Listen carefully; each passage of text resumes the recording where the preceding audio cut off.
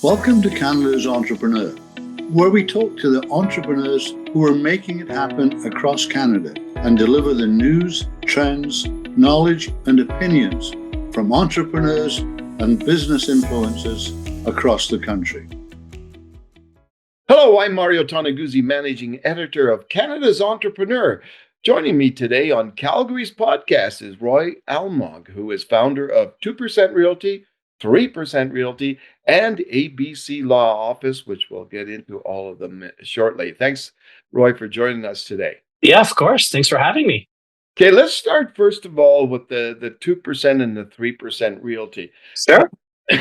Maybe explain a little bit to our folks out there, just what exactly are you and what do you do? Sure. So we're a full service real estate brokerage. We take care of everything for our clients from start to finish. So it's not a do-it-yourself. It's not a for sale by owner or hybrid model of any kind. We're a traditional brokerage through and through. The big difference is just in our rate of commission at the end. It's 2% or 3% depending on the market. And we've got offices kind of separated East Coast and West Coast.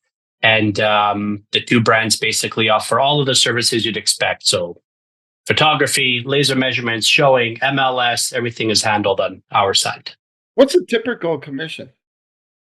There is no typical. There's ranges. The one thing that's very unique about Saskatchewan, Alberta, and BC is something that's called the split, where some realtors would charge 7% on the first 100,000 and 3% on the remaining balance. So as a blended average, that works out to just around 4%. We're at 2% in those markets. When you go to the Maritimes out east, we've seen rates that are 6% flat without that split. So in those markets, we're under the 3% banner. Now, just a couple of factual stuff. Roy, your first office was opened when?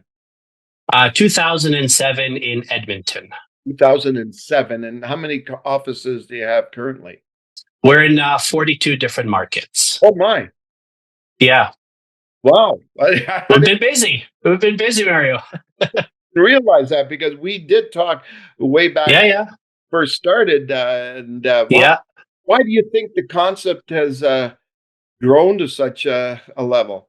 I think people are happy to have options. There's lots of other options in the market. It's not always the traditional brokerages that have been around for 100 plus years. There's a lot of different models out there. I think ours kind of marries the sweet spot that we're still a full service brokerage. So it's not a do-it-yourself. It's not a for sale by owner, which some people just don't want to do it themselves. They don't want to start, taking on this pretty big challenge is to sell a home and not be trying to figure it out on their own. So if they're looking for a realtor, but don't feel like there's the value in paying somebody some of the fees that are out there, we're sort of in the middle there, bridging that gap. So take us back in time. How did you come up with this and why? Yeah, so it came out of a personal need that I had when I was looking to sell a home in Edmonton. I contacted the realtor that helped me buy that home. And I said, look, market's doing well. I've made a good, return on the purchase and I want to sell it. And I didn't really know what the fees were on the selling side. I'd always just been on the buying side. So on the buying side, I didn't have to pay anybody anything. The realtor basically worked not for free, but they got paid by the seller. So I never had to come with money out of pocket. And when he quoted me my rate, which then was 7 and 3, I did the math. I was like, it's going to be almost, close to $16,000 I'd have to pay him in fees. And I knew the market was hot. I knew properties back then were selling in days, if not hours. Yeah. And I just didn't find that there was value in paying this guy the almost $16,000 for the work that he was going to do. So I looked around and I found the for sale by owner on one side of the spectrum, do it yourself. You pay them a few $100. They throw you up on some website, Kijiji, those types of vendors. On the other side of that spectrum were all the brokerages that have been around forever and ever and ever, but nothing quite in the middle. And my proposal to my then realtor was if he would be willing to do it for half, I would give him my listing. And he said, nope, can't do it, won't do it. And he held firm to it. So I decided to go to real estate school and kind of do it on my own. And then from there, kind of snowballed into there's other people out there that were just like me who were wanting the assistance and wanting a realtor, but wanted to pay a lower fee. And that's where it kind of all came together. So what were you doing before becoming part of this whole real estate industry? I was in telecom. My background in telecom. I'd worked for TELUS. I'd worked for Bell. So nothing to do with real estate or the space at all. Always had an interest in real estate, but never made the full move from telecom to real estate. Is a pretty big shift. I'm glad my realtor then wouldn't budge on his commission. If he had, I probably would still be doing something in the tech space. But it worked out in the end. Yeah. So before I forget, what is ABC Law Office? So we just launched that earlier this year. We opened up our own law firm that does our own closings. So in every real estate transaction, primarily here in Calgary, where we're serving the market here first, there's always two lawyers involved. One's for the seller, one's for the buyer. And I was looking over the last 18 years of business and how many millions of dollars in legal fees that we've been referring out every time a client buys or sells. Hey, do you have a real estate lawyer? It's not a very broad sort of, legal field. It's pretty narrow and there's not a ton of players in that space. So I contacted the Law Society, worked with them. It took just over 2 years to get approval because I'm not a lawyer. So we got approval through, it's called the Innovation Sandbox. And we're now operating a law firm separate from the real estate side. And we do have a lawyer and paralegals and all the stuff that any law practice has. It's just one more way for us to kind of say, look, if you're looking for a referral in the legal space, we have this sister company that they would be happy to help you on the closing of your purchase or sale. Interesting. What do you like about the real estate industry? I like how no two transactions are ever the same. Doesn't matter if the market's hot or not. Doesn't matter if it's on the West Coast, East Coast. No two transactions are ever the same. There's always, the human element that plays into every transaction, which kind of takes you in a different direction. I still trade in real estate, although not like I used to. I still do, a couple of transactions here and there just to kind of keep my hands in it and not be too far removed. Yeah. And I really enjoy that part of the work. I think that's the fun of it. That's what I pursued early on, was the deal making part of it. Yeah. What do you think is the key for realtors, I guess, in terms of their success? They definitely need to find an edge, something to differentiate themselves from the thousands of other realtors that are out there. Just some numbers from the Toronto Real Estate Board, for example, 55,000 realtors. Why would you pick this one versus that one? And there's 54,998 other ones to interview. So what's the edge? What's the hook? What makes you different? Why would somebody want to work with you versus all of the other realtors they could possibly work with? And the ones that figured out the why work with me, are doing very well. The ones that are kind of like, I don't know, because I'm a nice person. It's great that you're a nice person, but there's probably lots of other nice people out there. And it's tough to get the clients when that's all you have to go off of. So figuring out what makes you different. So strictly from a business standpoint, what was the biggest challenges that you faced when you started off and started this kind of entity? I think the biggest challenges were adapting technology, which really wasn't at the forefront of real estate when I started.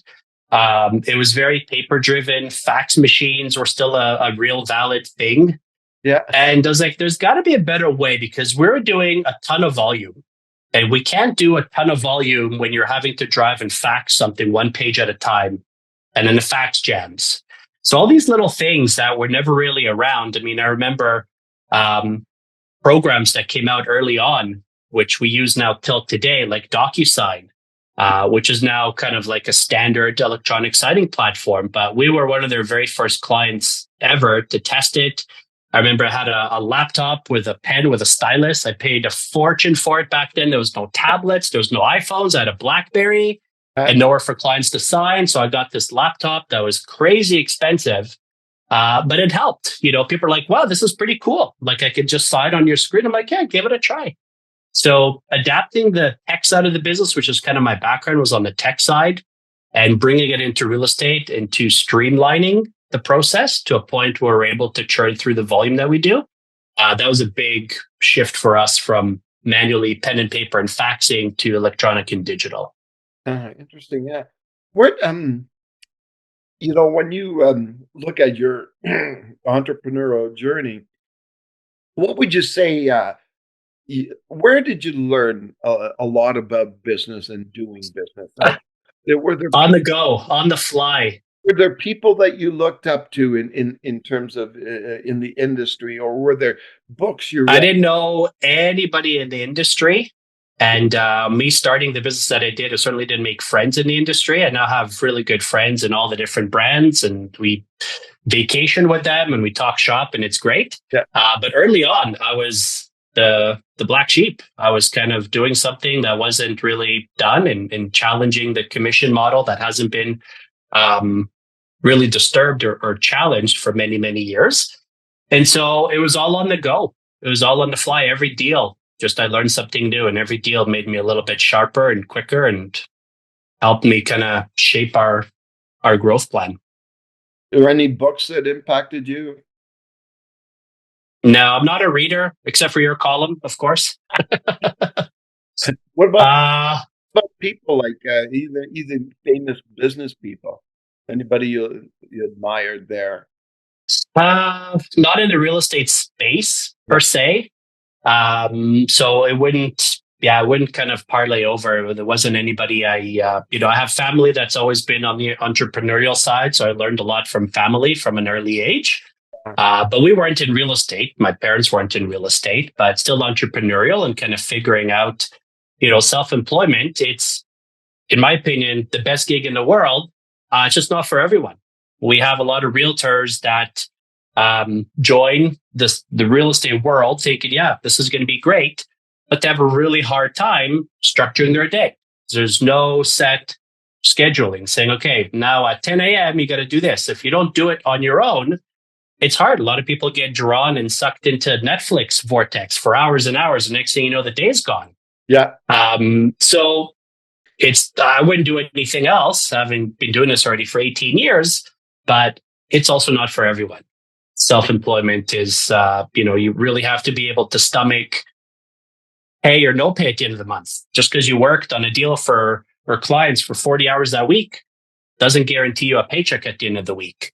Yeah. And so for some people, they can't get around that. So they come into the industry, they give it a try, they give it a good try. It's just a personality clash. They need that dependency of every 2 weeks, that paycheck coming in steadily, and being 100% commission based can be challenging. Well, I wonder from your perspective, when you go back, and if you don't mind me asking, like, how old were you when you started this? I was 27. Whoa. Okay. So yeah. 27 to start something new. How difficult was that to go from my quote unquote secure job, although an old boss of mine always said there's nothing's safe and secure, but you know what I mean, right? That a place that probably good salary, good benefits, etc. Absolutely. Doing it on your own, that must have been pretty scary. Yeah, it was. I had a lot of support from family, and they encouraged me, and they said, "Look, give it a try. We're here with you. Whatever you need, we'll support you in any way we can." And that gave me a really big sort of comfort and a safety net to know that if I try and it doesn't work out, I still have something to fall back onto. My previous employer at the time when I left said the same thing. It's like, look, we'd love to have you back. I hope it all works out for you. But if it doesn't, you're always welcome back. So that kind of helped me feel a little bit better that if this didn't kind of take off like I thought it was going to take off, I'd be welcome back to my past job in telecom, in a field that I'd worked in for many, many years. And with the family support, it was a easier sort of leap to take. Now, obviously running the company like on a bigger scale, and I'm just wondering, like, how much time or do you have to actually do the real estate side of things?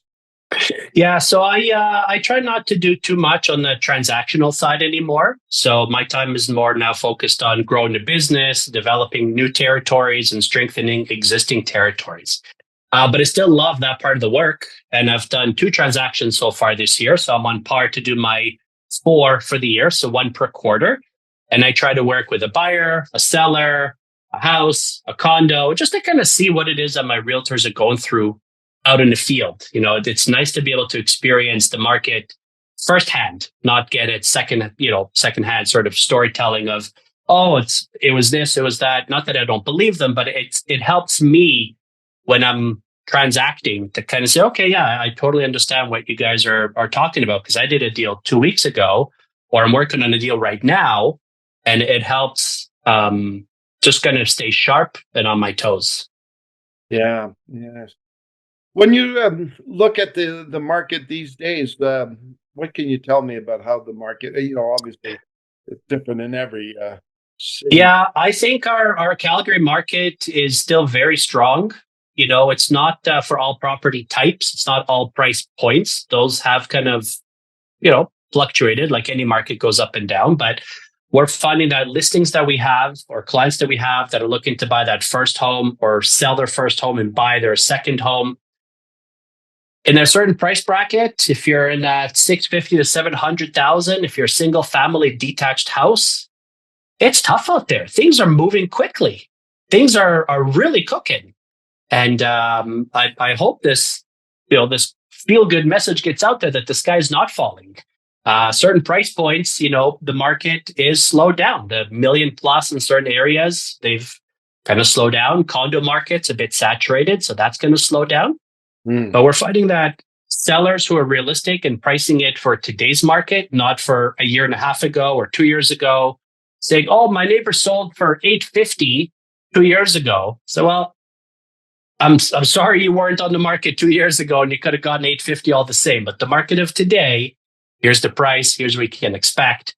And they're still making a really good sort of, return if they bought it, 6, 7, 8 years ago to where they're selling at now. Market's still very healthy. Yeah. What about just doing business and being a business owner in Calgary? And in Alberta? What benefits do you think a business owner has by being here? We have, although we're a very regulated industry, real estate, and now the legal world also heavily regulated, I find Alberta to still be the most free to do whatever you need to get the deal done within reason, of course. But our governing agencies, our governing bodies are very forward thinking, I find, in comparison to some other markets that we're in that are very closed and saying, no, this is how it's been for the last 50 years. This is how it's going to be for the next 50 years. And don't even try or say or invent something different. Alberta is a very welcoming entrepreneurial market. And we're finding Calgary specifically, we have a lot of clients that are self-employed and business for self. And it's nice to see that they're all, living their dream and doing what they want to do as their career, not because they have no other choice and they're stuck on a hamster wheel somewhere. Yeah, exactly. What advice would you give to a young aspiring entrepreneur? Get comfortable being uncomfortable, because even today, I'm not 100% comfortable. It's just my personality. I'm always kind of like, yeah, I don't know about this month. We'll see how it closes out. And it's all fine, but it's still always in the back of my mind that we're in a 100% commission business. And stay involved in every facet of the company. Early on when I was starting out, I wore all the different hats. I was marketing, sales, HR, payroll, administration, training. And now that we've grown, we've got people in those positions, but I'm still very much involved with every department. And I sit right across the hall from me is the gal that does all the money movement, and we go over everything all the time. And so I'm not too far removed from it, where I just kind of feel like I don't really know what's happening in my business. I like to stay in it and have my hands in it at all the different facets. It's tough, I guess, to let go, right? I just It is. And it's hard. yeah, it's one of those things that I find just helps us just stay sharp and on our toes. If I know what the accounting people are going through, I can somewhat maybe segue that into maybe what some of the marketing and advertising people are going through and be that go between and say, look, I just sat with so and so in this department, and here's our plan, and here's how we're going to do this, and don't worry, we're going to take care of that. And just being involved in all different departments, I find really helps me, anyways, kind of be a better sort of steering of the ship. So, when you look at, I guess, entrepreneurs, they're pretty much, working all the time, right? Yeah, You're not working like literally working. You're working in your head. absolutely. And so I'm just curious, are you able to find time to get that quote unquote balance in your life? Absolutely. I've made sure, and I've put a lot of heavy lifting and hard work early on to build it to a point where it's now running on autopilot. And we're very particular with who we hire and who we bring on. Just because you have a realtor's license doesn't mean we'll just take you on and say, oh, yeah, sure, come on over. We've built a great ecosystem. And every time you add something new to that ecosystem, you want it to have a positive impact, not a negative impact.